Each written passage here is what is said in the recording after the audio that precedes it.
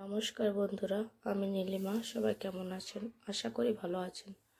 আমি আজ বানিয়েছি লাল ডাঁটার চাটনি রেসিপি। এই লাল ডাঁটার চাটনিটা কীভাবে বানিয়েছি পুরো ভিডিওটি সকলে দেখবেন, আশা করি ভালো লাগবে। এখানে লাল ডাঁটা ভালোভাবে ধুয়ে রেখেছি, কেটে নিয়েছি, আগে পরিষ্কার করে ধুয়ে রেখে দিয়েছি। এরপর কড়াই বসিয়ে দিয়েছি। কড়াইয়ের মধ্যে দিয়ে দিলাম জল। এর মধ্যে জল গরম হয়ে গেলে এর মধ্যে দিয়ে দেব লবণ,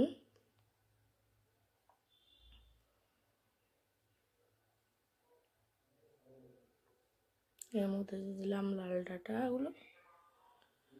লাল ডাঁটা চাটনি খেতে ভালো লাগে খুবই। আমার মতো করে একবার বানিয়ে দেখবেন, আশা করি ভালোই লাগবে।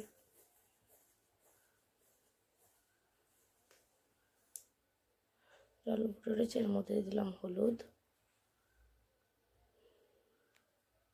কাঁচা লঙ্কা দিয়ে দিলাম 3টা মতো কাঁচা লঙ্কা দিলাম। বেশি ঝাল হয়ে যাবে বেশি দিলে, ওই জন্য 3টা দিলাম। এরপর একটা থালা ঢাকা দিয়ে দেব, তাহলে সিদ্ধ হয়ে যাবে। আমি লাল ডাঁটার চাটনিটা এইভাবেই বানাই।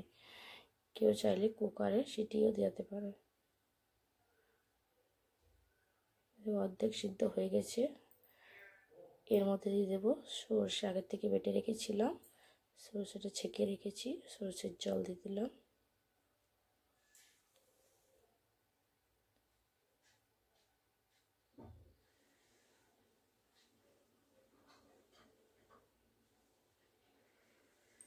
এর মধ্যে দিয়ে দিলাম হলুদ গুঁড়ো, ভালোভাবে ফুটিয়ে নেব। এর মধ্যে দিয়ে দিলাম চিনি, তেঁতুলের কাঠ, আমি চাটনিটা তেঁতুল দিয়ে বানাই।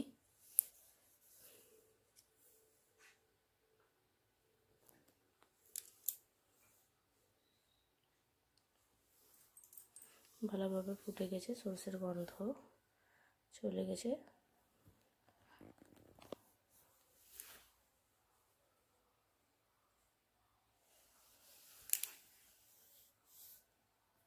এই দেখুন জল ফুটে গেছে।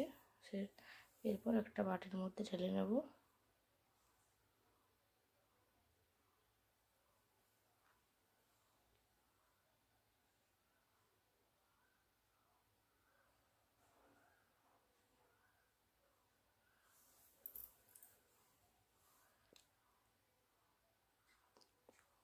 কড়াই ধুয়ে পরিষ্কার করে বসিয়ে নিলাম।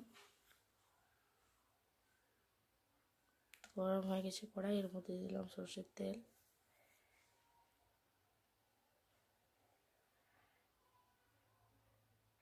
এর মধ্যে দিলাম শুকনো লঙ্কা ফোড়ন, জিরে ফোড়ন। এরপর ডাঁটাটা ঢেলে নেব। তো আমার লাল ডাঁটার চাটনিটা তৈরি হয়ে গেছে। আমি একটা বাটির মধ্যে এরপর ঢেলে নেব। আমি এইভাবেই লাল ডাঁটার চাটনি করি। আজকের রেসিপিটি কেমন লাগলো বন্ধুরা, সবাই কমেন্টের মাধ্যমে জানাবেন। সবাই ভালো থাকবেন, সুস্থ থাকবেন।